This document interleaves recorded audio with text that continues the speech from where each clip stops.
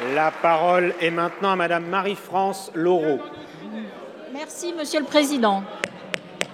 Nous discuterons en février d'un nouveau texte sur l'asile et l'immigration. Déjà, les journaux brocardent toute évolution légale qui préserverait les Français des déferlements migratoires. En France, le rejet de l'immigration de masse fait l'unanimité. Sondage après sondage, étude après étude, notre peuple répète un constat simple, il ne veut plus d'immigration. Il n'y a plus que quelques cercles financiers et des groupuscules subventionnés pour s'en étonner.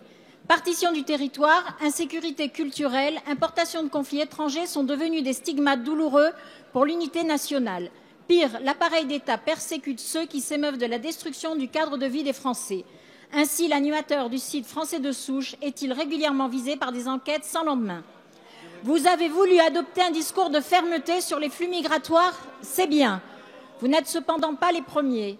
Les Français, quelle que soit leur sensibilité politique, veulent des actes.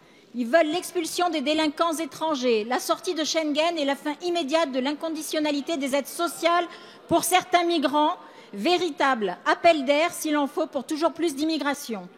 Un peuple est en droit de décider quel avenir il veut se donner. Un peuple est en droit de décider qui il veut accueillir. Notre pays n'a plus les moyens de lutter contre la pauvreté des siens. Les préfets arbitrent régulièrement entre le logement des plus pauvres et celui des migrants.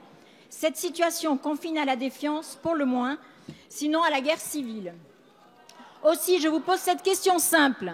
Allez-vous enfin proposer un référendum aux Français pour savoir s'ils acceptent que l'immigration et ses conséquences continuent sur notre sol? C'est à la société, aux familles françaises de décider si elles désirent que leur voisinage soit le reflet de l'explosion démographique d'autres continents et de guerres criminelles du Proche-Orient. Entendons les Français exaspérés que les autres passent toujours avant les nôtres. Je vous remercie. Merci.